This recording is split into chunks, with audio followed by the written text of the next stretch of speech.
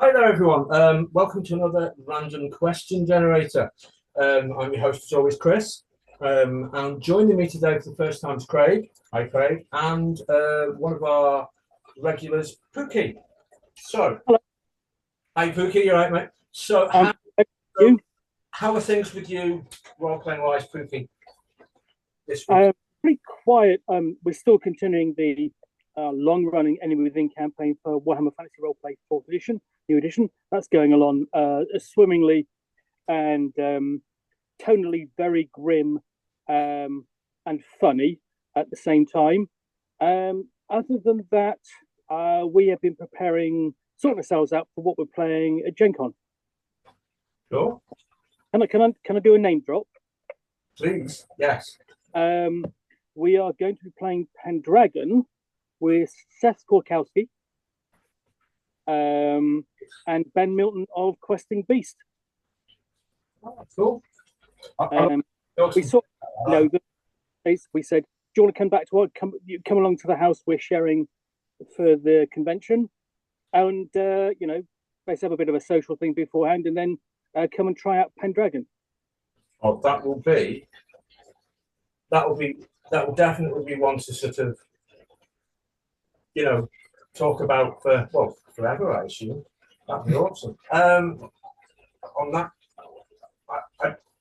I will have to sort of get you back on. Talk about that all you like. That sounds great. So, Craig, first time. Yeah, How are you, sir? I'm not too bad, thank you. Good, good. Role playing wise, what are you up to? I'm just about to start converting the Rod of Seven Parts to fifth edition, and then we're going to run that, and then following that, I'll take the players straight into Vecna Eve of Ruin as a follow-up.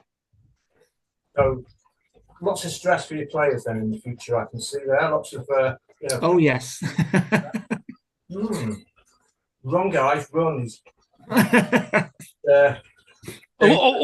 Also, yes. Anything you hear about the head of Vecna, ignore. Okay, I think he knows what he's on about there. Yeah. Right, so Pookie, I'll let you lead today. All right. I have got my trusty orange Dungeon Crawl Classics 20-sided die. Hopefully, won't let you down. Okay, and I have an 8. Oh, an 8. Unlucky if I was playing Warhammer. Thankfully, you're not. Right, in this instance, 8 this time happens to be after the main rule book. What would you consider essential when buying another book? Honestly, it kind of depends upon what you're playing. I mean, you take something like Call of Cthulhu, you've got the core rulebook, it's got some scenarios in it. That doesn't need anything else, except go buy some more scenarios and the campaigns for it because they're great. If you're doing something like Dungeons and Dragons where you want more options, you're going to go out and find other books for it. Yeah. It just varies depending upon the setting, the system, what you want to do with it. For example, if I was playing RuneQuest role playing in Glorantha, got the core book, I would go and pick up the GM pack because it gives me a setting, some scenarios, and some support material, and it gives me that really good screen as well. I'm having run it. It's really useful because sometimes working out sort of the various factors, how well your player characters have, the players have rolled in the game, can be a bit of a headache, and you've got it all down on a screen. You want to work out what a particular critical effect has and so on. It's all there on the screen. So ideally, the simplest I would go is for any game system, a screen if the game has you refer to a lot of tables and the like. And then for me, more scenarios, more things to play. That sounds cool. Personally, I tend to go for, and I don't know why, because I don't use them that much. I'll get like the main book and then like the GM screen. But I think it's more, what do you call it? Like completionist. No, it's more sort of like, well, I'm the one running it, so I've got all the GM. Yeah, it's kind of how I do it. Yeah, and I mean, you could do a whole discussion about what makes up a good GM screen. Are you going to get like a GM's toolkit in it, or are you going to get more scenarios in it, or a cross between the two? Or you go back a few years and all you get was just like a scrappy poster map, and you'd go, what am I supposed to do with this? Yeah, but exactly. These days there's always in there something that the game master can bring to play, whether it's tools and ideas or an actual scenario. Great. Anything to add? Yeah, I think we just go back to Pookie's point. It does depend on the game. If you're playing Dungeons and Dragons, anything from like 3rd edition onwards, it was always the 3 core books you'd get. You'd have your player's handbook, your Dungeons Master's Guide, and then your Monsters Manual.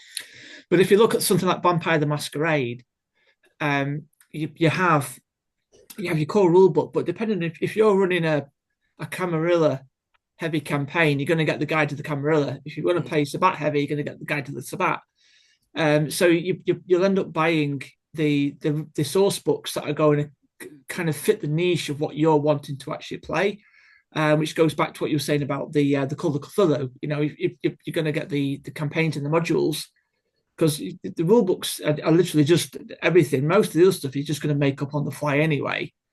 It's just with your adventures or your mysteries or whatever. They're the things that you're going to specifically go out and buy. Yeah, I mean, of course, with Cthulhu, you've got options in terms of really just literally more time periods than particular sections of the world. There are world books, setting books for it, and there aren't many. You're talking like city books like Berlin, which is very good, or you look at Cthulhu by Gaslight when it eventually comes out for 7th edition, or my favorite, Cthulhu Invictus, where you investigate the forces of the mythos in ancient Rome.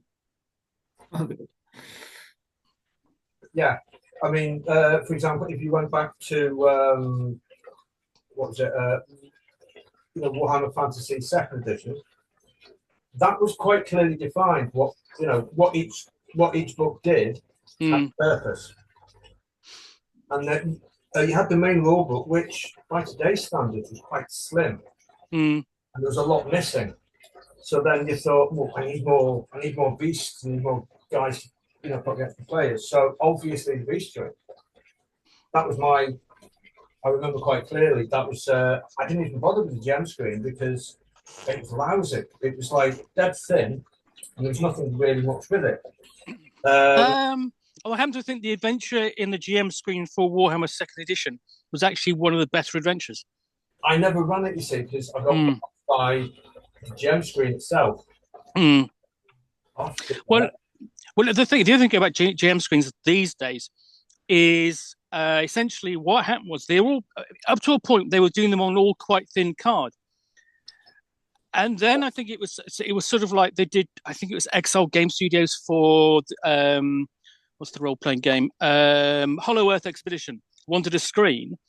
And when they went to the printer, and the printer came back, and what the printer had done had printed it effectively on 2 covers of the standard book for that kind of format. And now, when you pick up a screen, you should be able to, knock it quite hard and get a good resounding sound of it. It should be sturdy. And ever since then, GM screens have been really sturdy and really sit there on the table. Yeah. Exactly. Like the front door, that sounds. Yeah. And that's... Yeah. So, yeah, and ideally, if I want my GM screen, I prefer it to be in landscape format rather than portrait. Yeah, because again, same gem screen, probably upside down. This thing. Yep.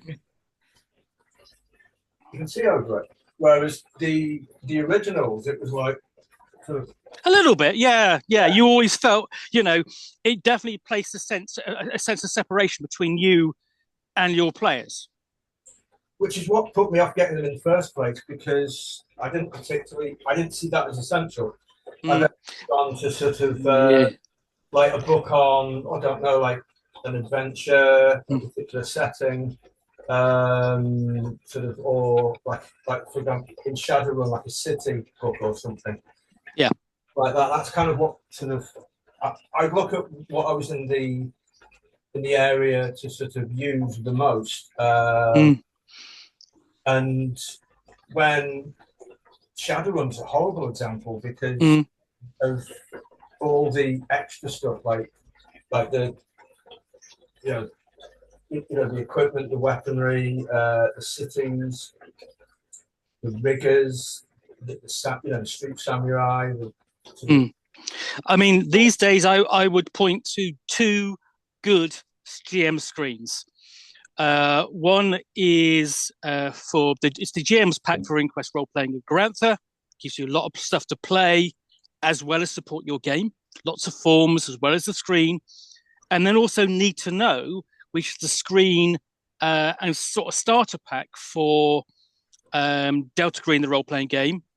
Not only do you get the screen, you've also got the means to create a sort of like the basics of characters. Not every character type, not every background, but enough to create interesting characters, all the same in there.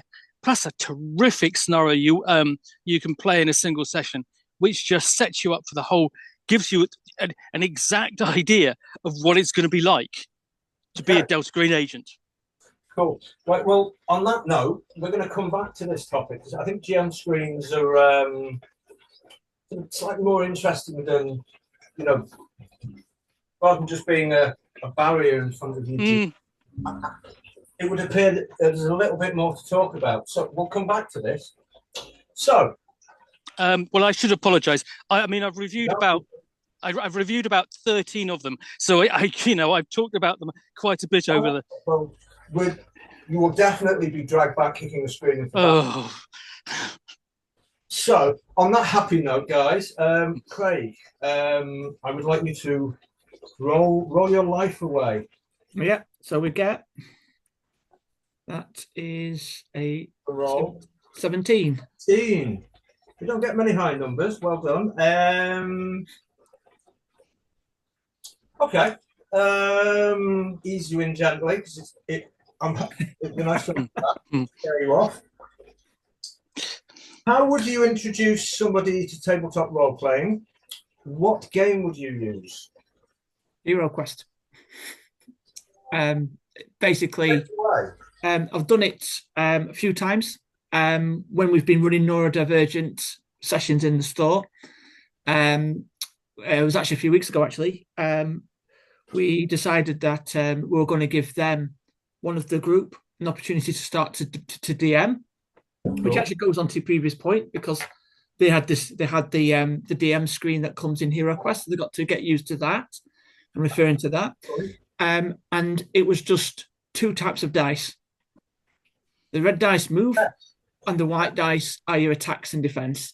So it was very quick and easy. And I just kind of hovered as some kind of the rules lawyer flitting around in orbit. That just kind of helped him. And he ran an adventure. He just kind of made it up on the fly. And it just basically, I just got some monsters out, put them in front of him. I said, this is the big boss monster. So later on, when you're ready, just put it in a room. And they've got to kill that monster to win. And that was it. And it was like, he had them going in rooms. He had them sitting in a chair and the chair rotated into a secret room. And he was doing all these things on the fly.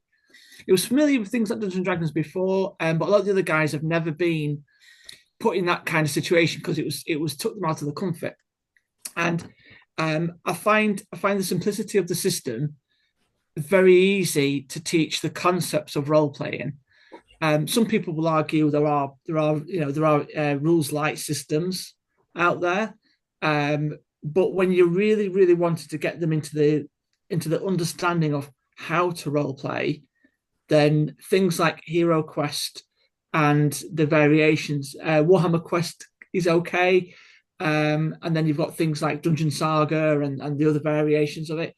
But personally, because it goes back to a lot of the older players, because you've got dads bringing kids in and things like this. they all, we all started with the Hero Quest in the 80s. That was the first real tabletop role playing that was widely available in the UK. Because everyone sold it. Christmas time, all of the major catalogues had it. Everybody, so we all went with it. It was the best Christmas present I've ever had, ever. I remember buying it. I remember running it for my poor family. We all sat down a couple of days later. My poor parents and sister. Poor sex. But yeah, it was easy. It was less complex. It's got its own conflict. Yeah, I have to confess, with a couple of things. First off, when he said Hero Quest, I thought, hold on a minute, do you mean the role playing game? And I went, no, that's not in print anymore. And then obviously the board game. And whilst I've actually got I managed to find a copy of the original, and I have all the new material. I've never played it. I've always wanted to, but it's the kind of dungeon bash sort of game I'd like to sort of like just get out to the table and roll some dice and have some fun. Well, we'll have to see. I don't know whereabouts in the UK you are, but me and my cousin run gaming nights in my shop, right? And he's a massive Hero Quest collector, so he has all of the modules. So we once a month we always get together and play different games. So I'd be right up for inviting people to come along and having a blast at all the different modules that we do. Hey, well, I'm in Birmingham, probably too far away. And not a bit of a drive. We're Doncaster, but yeah, it's a bit too far. But I'm sure there's someone in your community that'll be able to help you out with that.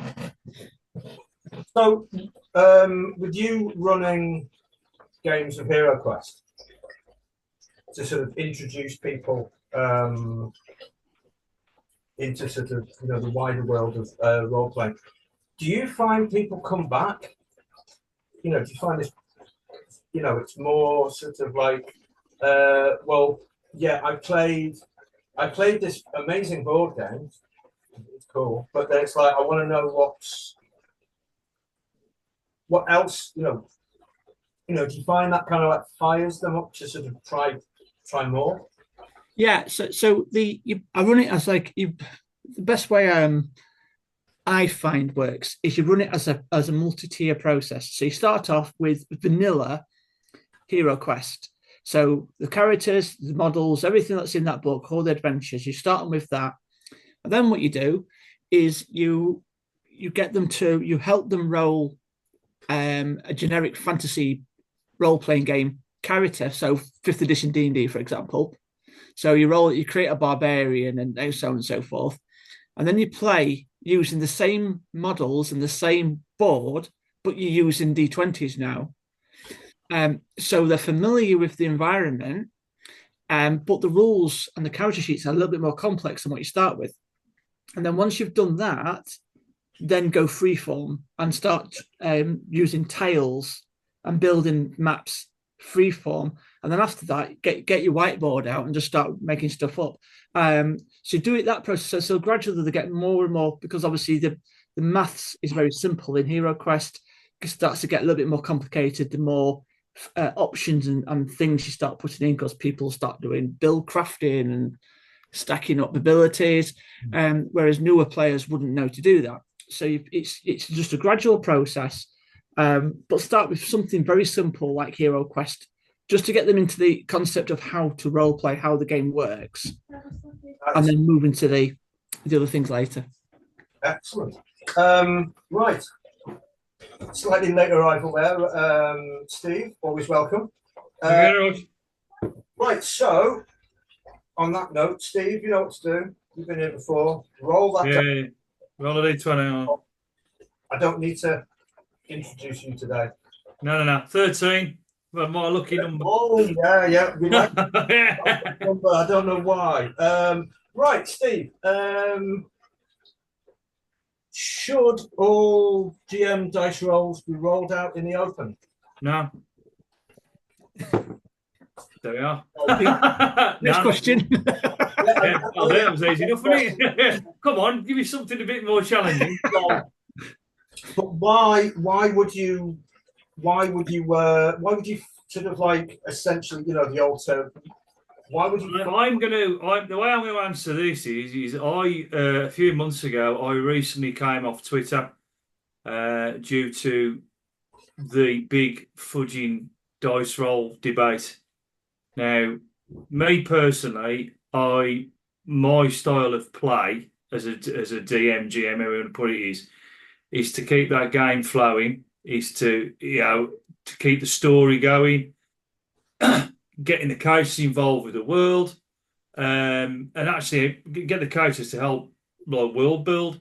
Yeah. And I'll hold my hand up. There's been times where sort of like I've rolled a dice and gone, oh, that's a little bit much, and I've sort of gone a different way. I'm not one of these DMs that outrightly kills characters. I've been in games where, like, the DM before the start, oh yeah, I've got a record of killing this many. No, I'm not like that at all. So the thing with it is, and again, this is where your ad lib comes in. So therefore, like, if I want to keep the game going and stuff, and someone's on near death, then my brain starts working, and okay, well, instead of actually dying, you get captured and things like that, and to try and keep them players. The only time I've ever killed a character in a game is when they've been absolutely stupid, and even after all the advice and everything, they've took absolutely no notice and done what they wanted to do. So no, I'll sort of like I have fudged dice to sort of like keep the game going. An excellent point. From a no to a really nice rounded, detailed. Yeah, yeah. But I came off Twitter because of the dice fudge debate. Literally, it did get a bit toxic. Accused of being a cheat. Basically, even down to the point of, well, you need to look at your morals in life. If you are cheating, by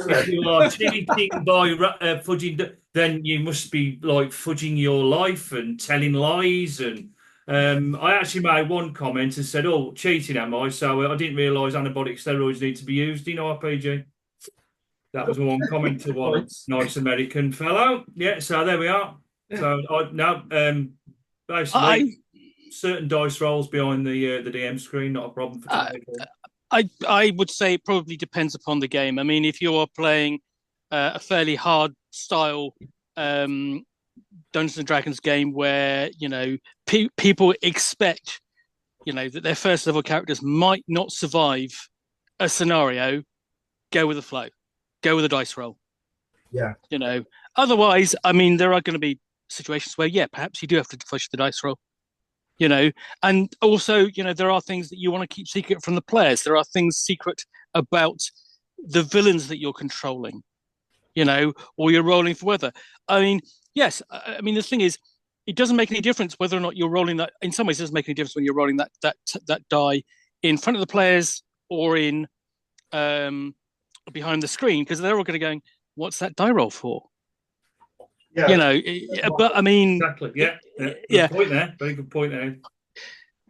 And the thing is, if you are rolling a handful of four 6-sided dice for sort of like a breath weapon, and you roll 24 points of damage, maximum damage, you look at your characters, you go, okay, yeah, fine, I'm dead. Yeah. Or there's a roll of a natural 20, and you kind of go, oh my god, that can't be good. Yeah, I mean, for example, there's nothing wrong with just going, oh, okay, and then carrying on. Nobody knows why you've done that. Some of it will be a little bit similar to that. Yeah. When I used to run Dungeons and Dragons, when I used to run 3.5, right? I used to reach the monster manual, and like as soon as you reach the monster manual, so our players, I'm ready for initiative. Why? Why? I've just reached the monster manual. Why would you? That's when you're getting into the areas of psychological gaming, isn't it? Because you roll like a handful of dice behind the DM screen, and they'll be going, the ears will pick up, and they'll be like, it sort of goes back to the guy gets coming, rolling the dice for the sound they make rather than at that point. Yeah. Going back to the question, I think the general consensus is you don't have to roll in public. What I have done in the past is there's this 1% time where I will publicly roll the DM's dice, and it's generally because it's a high stakes moment. Mm. And they're all really, like they're nearly all dead, and this will kill the bad guy and they'll win. So they'll cast his spell, and I'll roll his saving throw, but I'll roll it on the table so they can all see. Yep. Or the intense. Yeah. Oh, you're all dead. Yeah. The drama. I mean, only time. Yeah, I mean, all that situation where you've rolled the dice as the game master, and you go, ooh, and I've just leaned over to one of the players who sat next to me, and I go, just look at that roll. Yeah. And they just and they basically look at me, I look at them, and then they look at the player it affects, and it's just going to go, ooh. It also actually depends on your poker face as well. Yeah. Poker face. Yeah, if I've got a boss here, right? Okay, and I've rolled, and I've gone, oh God. Everyone starts laughing because the boss has fudged. It's like also, my poker face isn't very good. There we are. Yeah. Or sometimes, if you really want to cause slight disruption in the group, get another player to roll your dice for you. You've got to know your players to do that. You've got to, make sure that you're not going to kind of like ruin a new guy's night. I mean, I know what you mean. I'll do that. I do that with sort of like with random events. Oh, Dave, can you roll this dice now? Yeah, it's Dave's fault then. yeah, exactly. Don't tell Dave what the hell it's for, and then But the thing is, what's funny is if you continue doing that, and you're referring to the same kind of table, you switch for other people, and they twig as to what's going on. So they're brought into that. Oh, hold on a minute. Is it my fault or is it the GM's fault? It's a great, the deflection. It just adds to the group, the group tension, the group, the group, and the group involvement in telling a story, playing a game, and taking part in a group activity, which you don't get in, like, for example, I don't know, anything electronic, anything on a computer screen, really. No. But that is a debate for another day. So we shall stop there for a second. Steve. Yes. We've done you. Sorry, sir. Sorry, I haven't seen you for a bit. I need to pick on you. Sorry. No, you're not. You don't. You just choose to. True. There's always off camera for that. So yeah, that's right. Yeah. Right. Sorry. Is that off camera only fans? Well, you want my page number? we're not supposed to be talking about that. Please. This is it's not pitch, but so anyway, Craig, now the kind of silliness. So please roll that dice. All right. Oh, another high one. That is 19. 18. 19. 19. Yeah. Okay. Tell us about a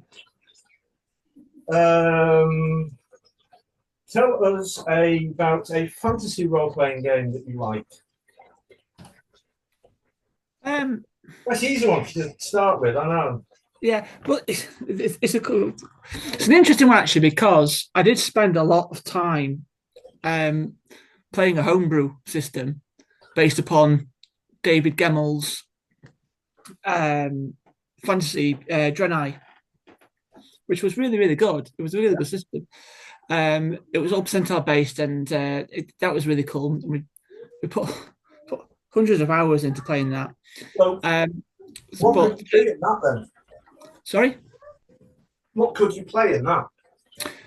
So it was the system as it was at the time that we played it, because it's a lot more different now. But you could it was a free form skill based system where you could play anything that you'd seen in any form of fantasy media, as long as there was no fantastical races. So it was just humans, but they broke the races down by your geographical location.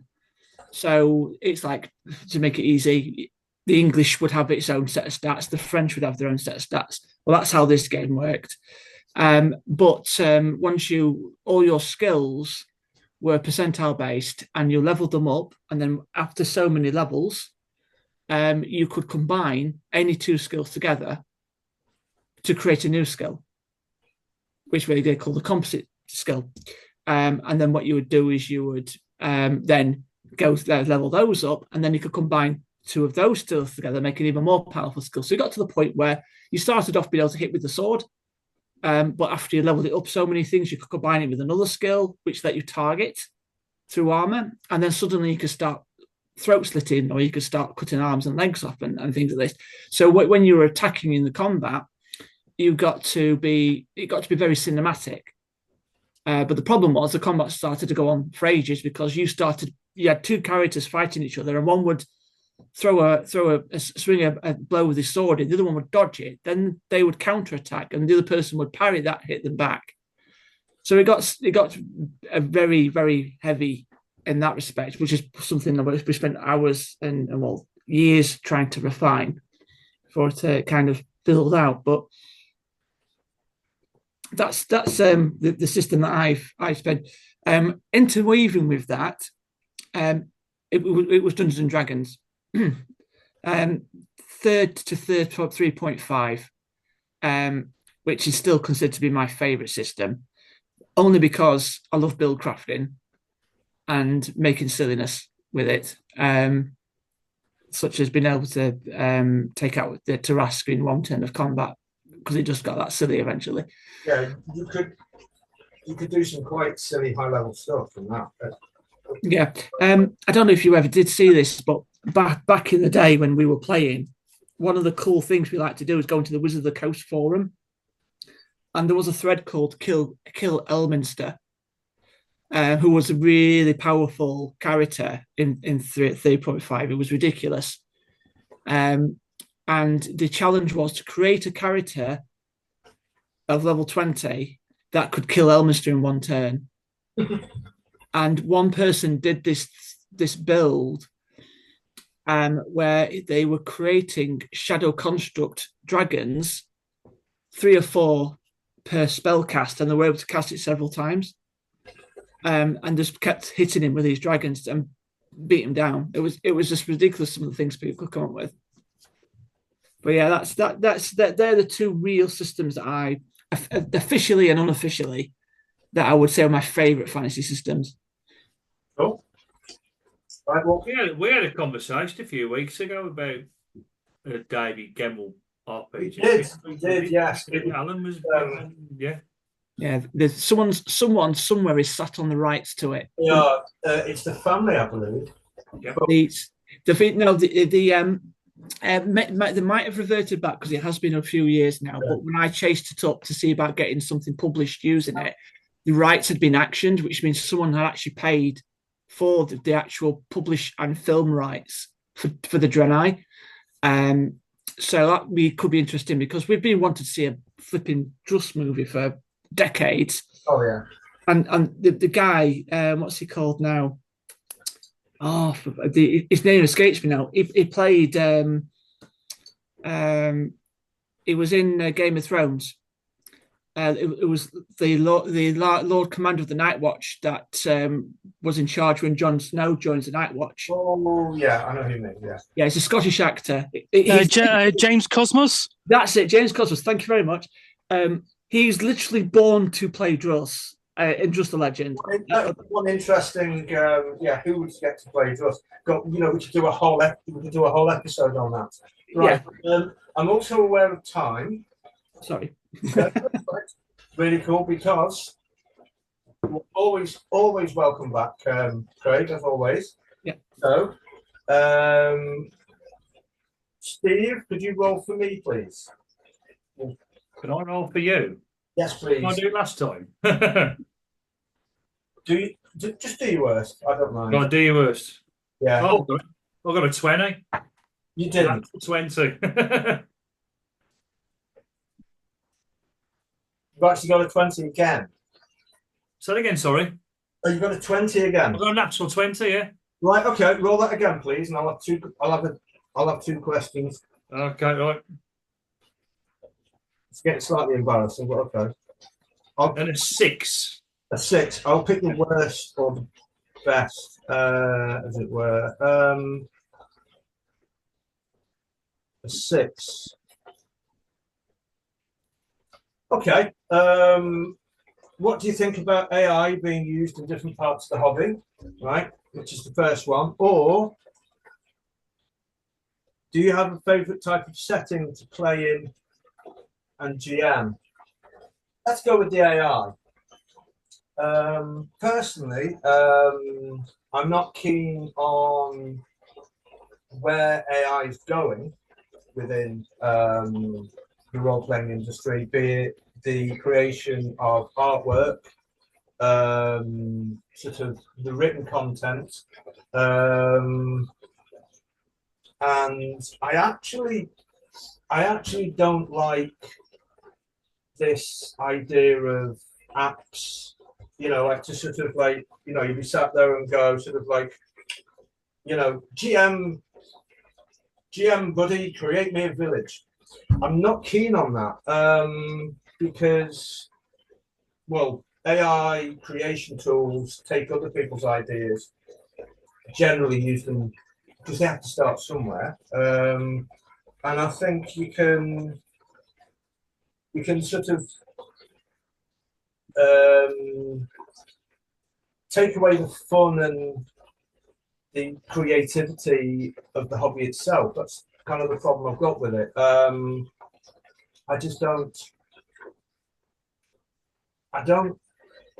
I currently don't see the point of it. I don't like it. Probably because it's new and change. And I don't like change, but personally, I'm like, oh no, don't like it. Basically for those reasons, So yeah, that's me. Don't know if anyone else wants to jump in on that one. Bit of a hot topic at the moment, I know, because it is. Yeah. I know. What do you call it? Wizard of the Coast have been hammered about it. I think purely because I've actually commissioned artwork as well. I think the only time that I would probably use AI artwork is when I'm actually sending a portfolio request over. So I want a guy stood with a big axe on a cliff overlooking a storm of fire and lightning. So that's really open to interpretation. So rather than spending 8 hours putting something together with photos and pictures on Photoshop, I can just get it through AI and say, I'd like you to make something that has this kind of concept to it. But that is the only time you can legitimately use it. Because otherwise you're taking away, the way you're stealing someone's work and you're taking away money from someone who's a skilled artist. That is literally it. The writing side of things, I actually remember Dragon Magazine gave away a dungeon generator, and you put your size of dungeon in, and you put in the level of the dungeon for 3rd edition, and it created a map and encounters for that level. But it was like a 10th level dungeon, and there was a 10th level hobgoblin in it with the fighter class. But that was it. There was no rules or nothing. It just told you what they were. So you had to go in and fill that in. So if we can keep the AI on that side of the line, where it's creating the kind of the atmosphere side of things, the bare bones of what you're wanted to build, and you then add the artistic flair and the encounters to what it's going to be, then that's the right side we need to keep on. When you're just pressing a button and it's just writing everything out based upon other people's work, then again, that's when we're crossing the line. I don't know if the other guys feel the same way, but that's kind of how I'm kind of walking the line. I kind of see where, I agree with most of that, to be fair, yeah. In fact, actually all of it, to be fair. Yeah, I mean, I think the only area where I might disagree perhaps is if you're an actual artist and you're creating your own stuff for your own books and you're upfront about it being AI, I have no problem with you doing that. If you're not an artist and you're using it, well, You know, it may well be a budgetary problem. You know, but if you've got the budget, you are depriving others of work. I know of a particular artist and writer who has used AI to see what the results were like. You know, and he would have drawn it himself otherwise, and he would have created it himself, but he wanted to see what the results were like, and they are getting better, and that's part of the problem, of course, because you know you can spot it's becoming harder and harder to spot something that is not drawn by human hand, as it were. Yeah, 8 fingers. Yeah, exactly. It was like the comments on the new player's handbook for Dungeons and Dragons, you know, and even me, and I think there was a few others that commented and said, "Oh, it looks AI," and it actually wasn't, and it wasn't, and I'm like, "Oh," and I went, "Okay, sorry, my bad. I'll put my hand up to that one." You know, that is the danger of having AI out there is the fact that actual proper art can be mistaken for AI created. Exactly. Yeah. Yes, definitely. Right. And on that note, I think we should. We're going to call it. We're going to call an end to that. So again, if you like this kind of nonsense, if you want to follow it, like, subscribe, share. You know, I don't care. Do what you like with it. You know, we're here for you. And if you want to join in, if you want to take part in this, let me know. We'll drag you in kicking and screaming, and you can be one of my victims. We also was that an invitation for someone to take this content, scrape a lot of it, and start creating AI created versions? No.